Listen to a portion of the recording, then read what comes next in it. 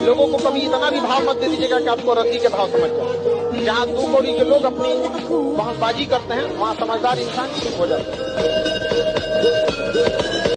अगर बहुत आगे बढ़ना है तो जिंदगी में 2 चीज याद रखना। पहला कि 8 घंटा काम करने वाले से अपनी जरूरतें और कुछ शौक पूरी हो जाए। अगर बहुत चाहते हैं आगे जाएं आप, बाकी पूरे खानदान और गांव में सबसे आगे जाएं तो 8 दूनी 16, 8 दूनी 16 घंटा दें। और ये नहीं कंटिन्यू कोई टाटा से पूछ ले, अंबानी से पूछ ले, मोदी से पूछ ले, नीतीश कुमार से पूछ ले, किसी से भी पूछ ले, भाई 16 घंटा से कम काम क्यों कहेगा? एकदम 16 घंटा। संडे के दिन तो 18 घंटा। याद रखिएगा, ऊंचाई पर ठहरने का जगह नहीं होता, इसलिए जब आप सीढ़ियां चढ़ रहे होते हैं बुलंदी की, तो जो लोग रास्ते में मिले उनसे अच्छा रिश्ता होना चाहिए, क्योंकि लौटते समय उन्हीं से मुलाकात होगी।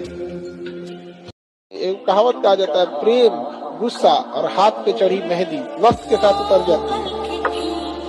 हम गलत हैं ये मानते हैं, लेकिन हम आपको भी जानते हैं।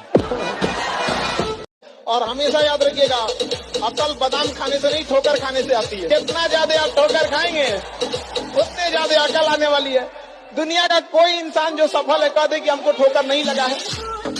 लड़का हो, याद रखो, कोई तुम्हारी पर्सनालिटी नहीं देखेगा, कोई तुम्हारी इमोशन नहीं देखेगा, कोई तुम्हारा दुख दर्द नहीं समझेगा। कोई पूछेगा तो बस यही पूछेगा कितना कमाते हो। समझ आ गया कि नहीं आ गया? तुम रो, गाओ, जियो, हंसो, कुछ भी करो, लड़का हो बाबू, याद रखना जिस तरह से बैल की जिम्मेदारी होती है ना, खींचना पूरे पीछे गाड़ी को, उस तरह आपकी जिम्मेदारी है, परिवार को खींचना ही पड़ेगा। ट्रू रियलिटी है बाबू। जिंदगी ने उस मकाम पे ले आके छोड़ा है जहाँ पसंद तो बहुत कुछ है लेकिन चाहिए कुछ भी नहीं। देखिए, जहाँ आपको तकलीफ बतानी पड़े वो रिश्ता ही क्या, रिश्ता वो जो चेहरा देख के तकलीफ बता दे। जब कोई लड़का पैसा जेब में रखने के बाद भी बाजार जाकर खाली हाथ लौट के आ गया तो समझ जाना वो बड़ा हो गया है, उसको जिम्मेदारी का आभास हो गया है। अब उसको ही नहीं हो गया, बड़ी जल्दी आभास हो जाता है जिम्मेदारी का। अभी आप लोग को बहुत शौक है, जिस दिन कमाने लगिएगा जेब में पैसे होंगे लेकिन जिम्मेदारी दिखेगी। दीदी का ब्याह करना है, पिताजी का कर्जा भरना है, घर द्वार, जो खेत, जो गहने बीत चुके हैं, याद रखना बाबू, उसका दुन्ना लेके आना है। ये नहीं कि जितना चादर है उतना पैर फैलाएंगे। नहीं समझ आ गया? जो गहने बिके हैं हम उतना ही वापस लाएंगे तो मिला क्या? ये तो मोदी जी वाला एक्शन हो गया, तुम हमको मारे हम भी ढापा मार ना। गहना जितना बिका उसका दुन्ना आएगा, खेत जितना बिका उसका दुन्ना आएगा। पिताजी वहीं पे कुर्सी लगा के बैठेंगे, बिक गया था हमारा, बेटवा लाया है, और क्या चाहिए पिताजी?